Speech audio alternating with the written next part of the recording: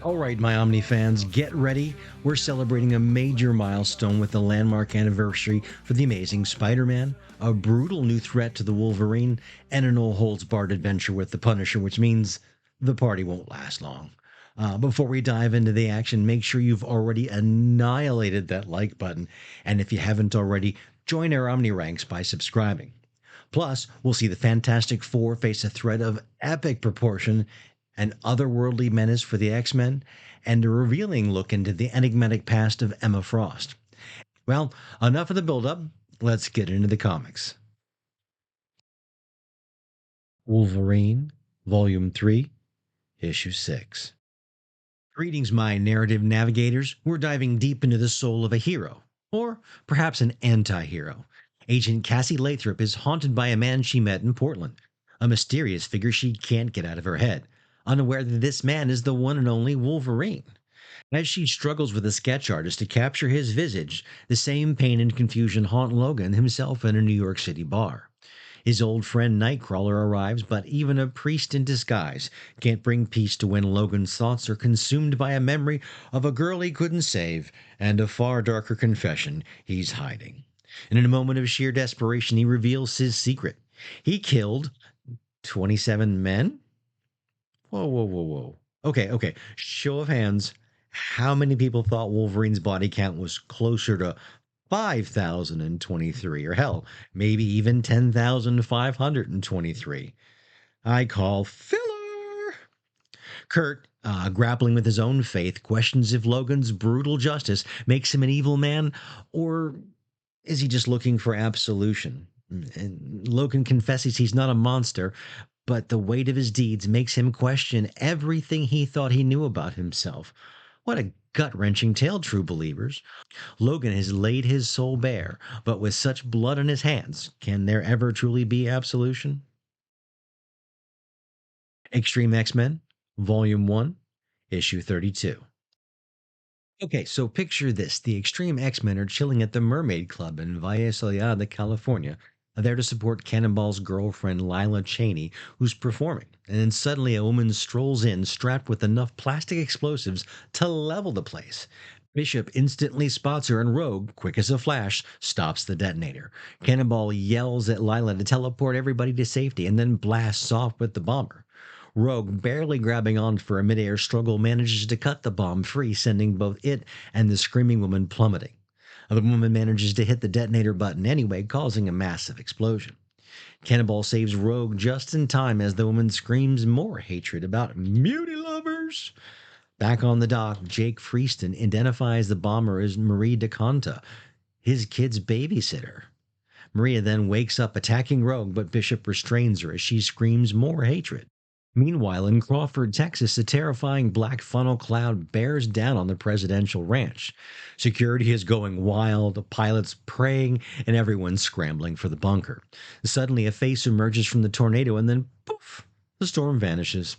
Later, we find Storm utterly exhausted on Gambit's lap, her clothes ripped and comparing her recovery to Wolverine's healing factor. Gambit teases her and then kisses her, confessing his love for Rogue, but that Storm has his heart. Their intimate moment is crashed by Valerie Cooper and Colonel Vashin, who are clearly questioning if Storm caused or stopped the tornado. Storm, quick-witted and having just created new clothes from lightning, boldly tells them both, just like them. The next day at Rogue's house, Maria awakens. Rogue tries to talk to her, but Maria demands a lawyer and then knocks a soda off the table. Rogue calmly stops her, showing her images of the innocent people Maria almost killed, including Jake Freeston, a mutant whose children Marie babysat. Marie, tearing up, reveals a horrific missing eye and scars, blaming the mutants for it. Marie then chillingly lays out her dark past and motivation. She recounts an accident where the flames were her own and pulling her brother's body into the wreckage. She claims the X-Corp reps discouraged her uncle's investigation, calling it species harassment. Her house was mysteriously bought, and she and her uncle tormented by nightmares, leading to their entire neighborhood transforming into a new mutant community. Driven by a hate website called Purity, she learned to make bombs, targeting Robert DaCosta and the Mermaid Club. She reveals that on the morning of the attack, she visited her parents' graves just to find them being desecrated by mutants. And standing on the balcony with Rogue, Bishop, Sage, Marie declares that she's absolutely not sorry for what she did and would do it again in a heartbeat. And this is profoundly disturbing look into the origin of a hate-filled act, and it's a chilling reminder there are raw emotions boiling up within this universe.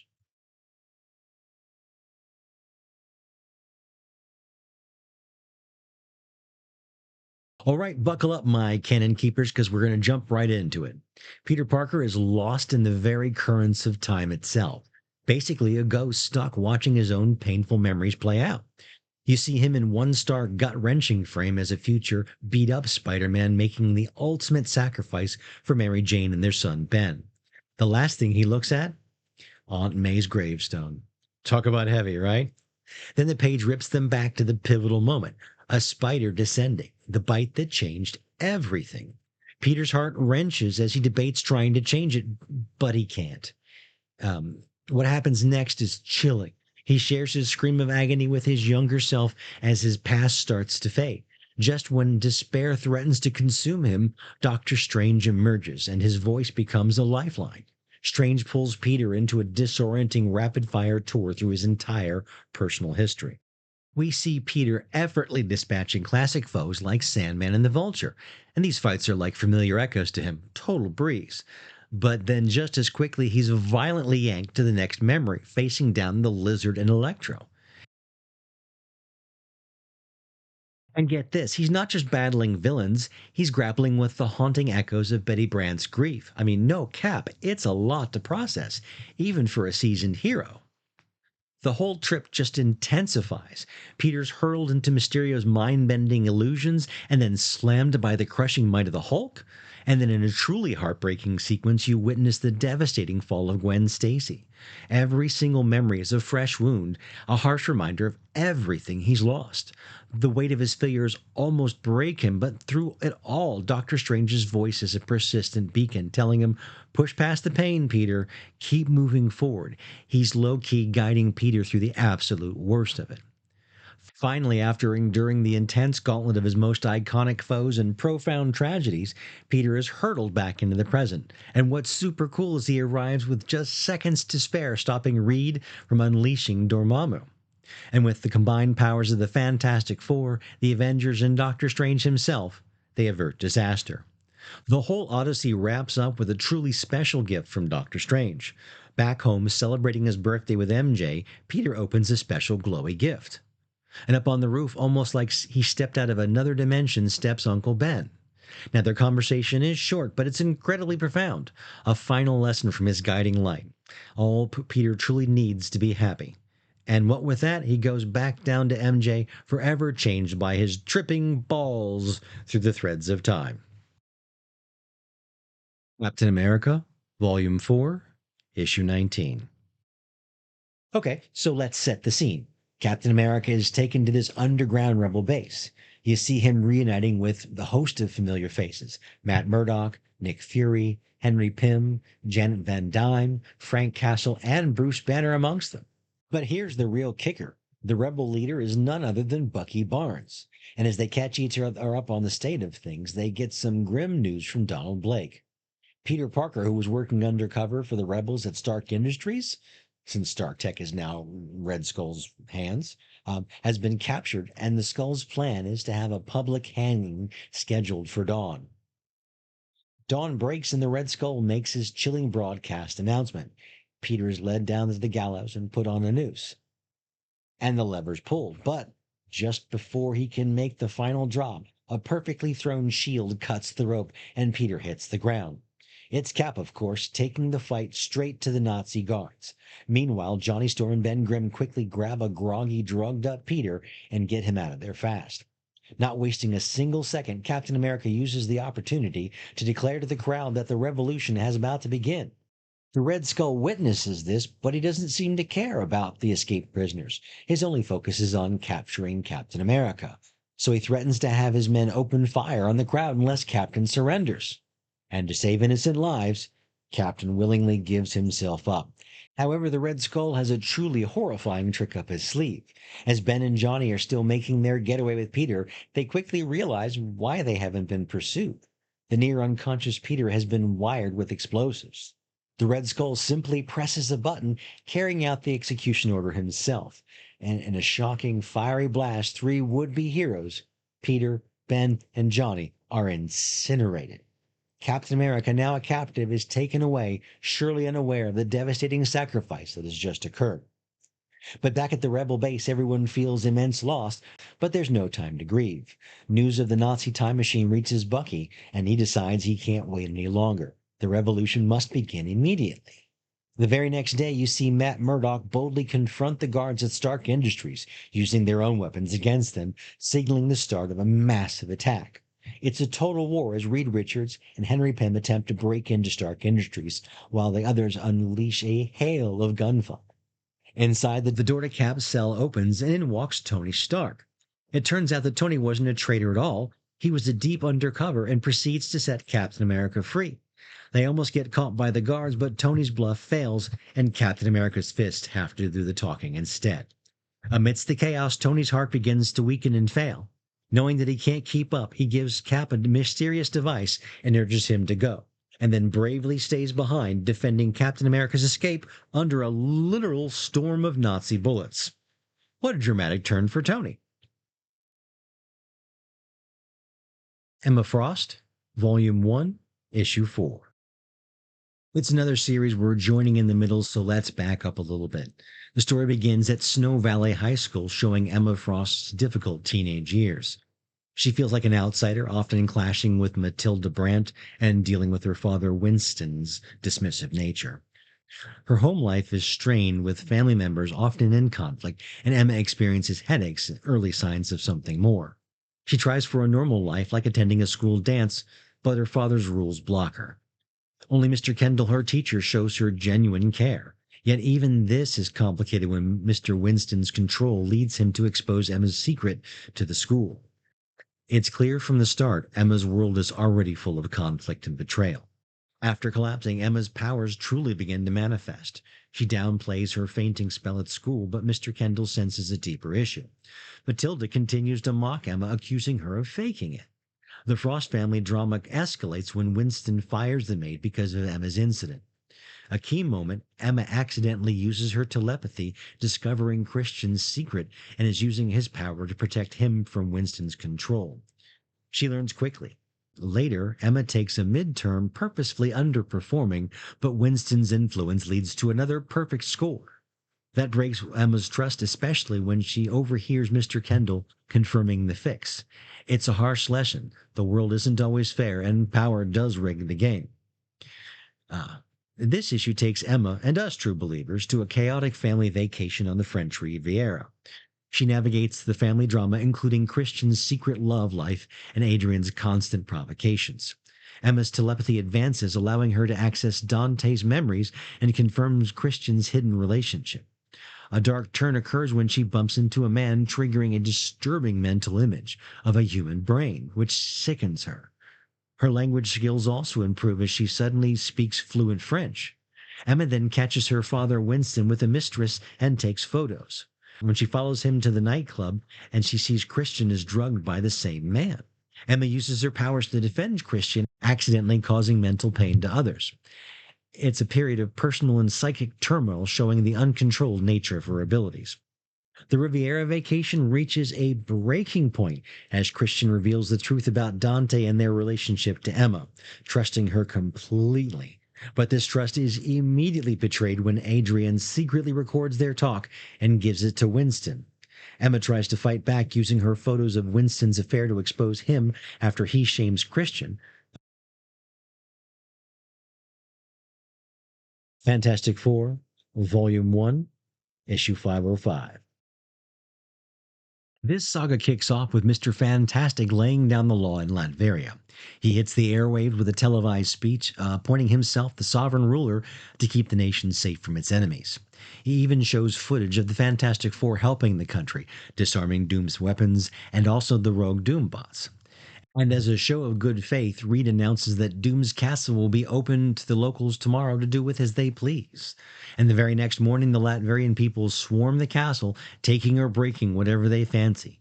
Johnny finds the mob mentality unbecoming, but Reed explains that it's for their catharsis. The team splits up to keep an eye out.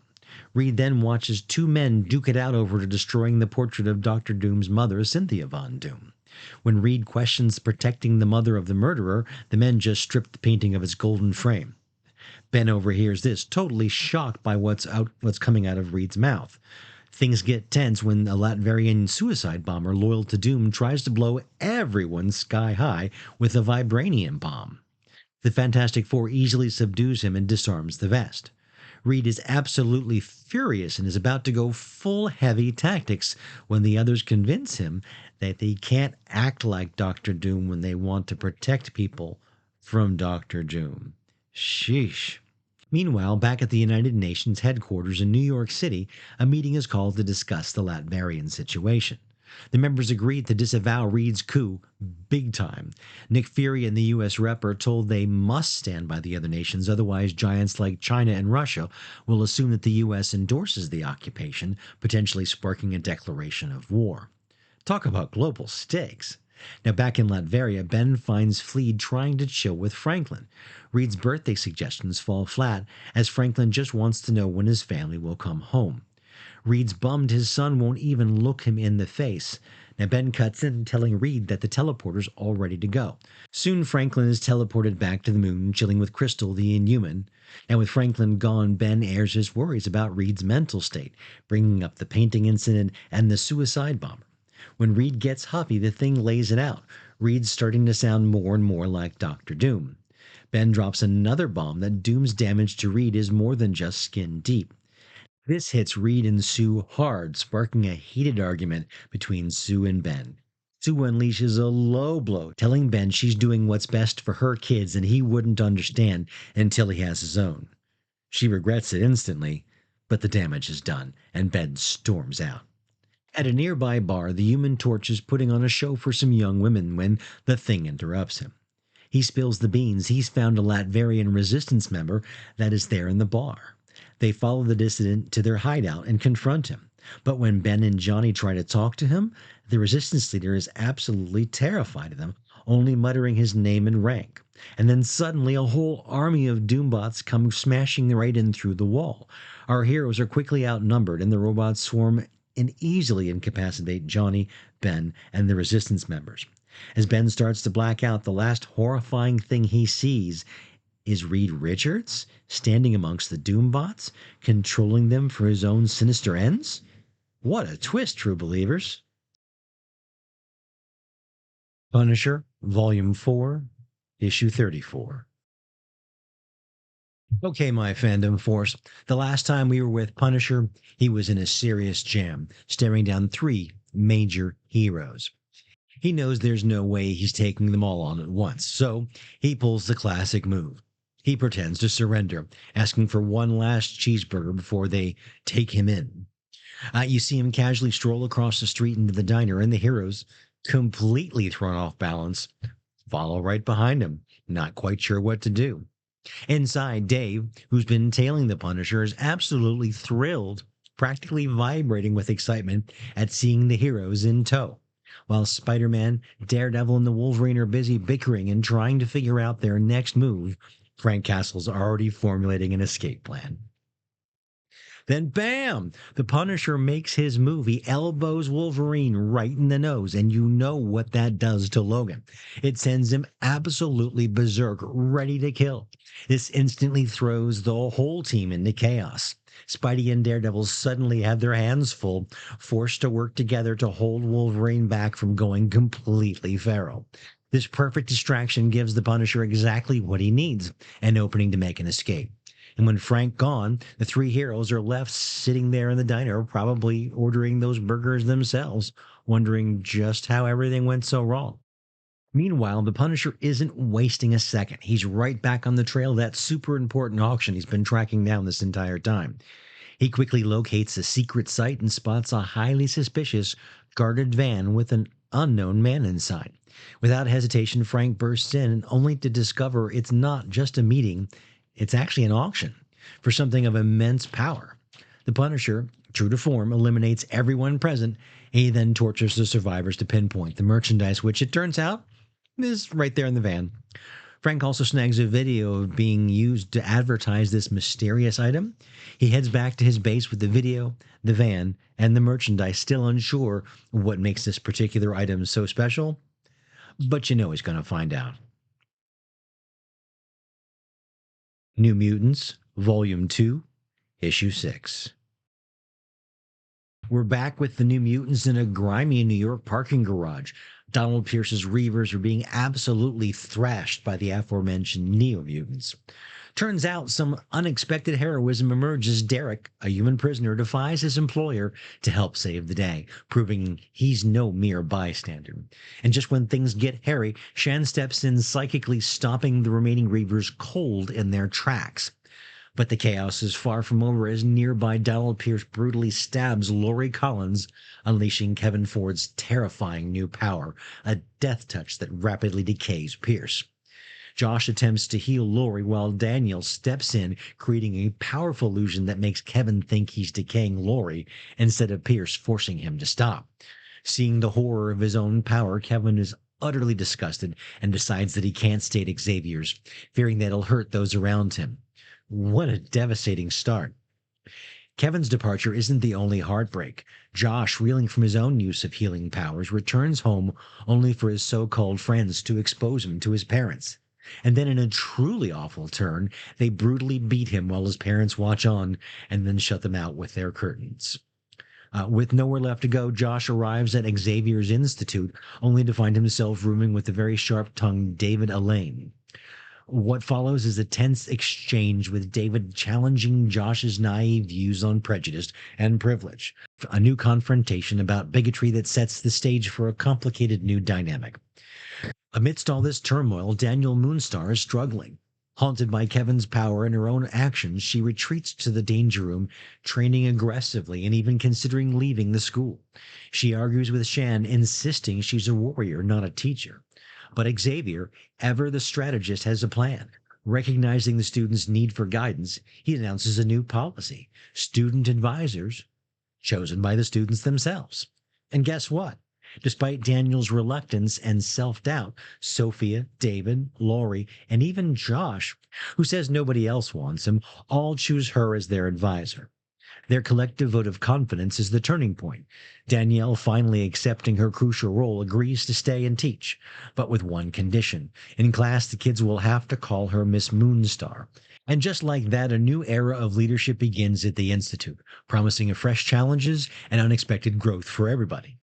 All right, my panel pundits, that's another chapter closed on the turbulent final days of 2003.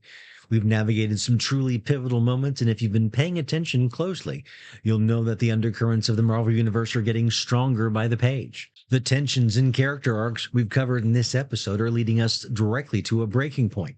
So what's next for our continuity crew? Well, next week we're looking at a stack of issues that are filled with ticking time bombs. We'll be diving into the Avengers number 73 and the Incredible Hulk number 62, issues that are a critical part of the larger build-up to the explosive finale. We'll also be checking in with the Silver Surfer, Venom, and various X-Men teams as the stage is being set for what comes next. And then make sure you don't miss a single beat of this historical lead-up. Subjugate that like button, ring that bell, never miss a deep dive. Ta-da! And here's the complete rundown of everything that will be tackled next week. Same ordered time, same ordered omnibus.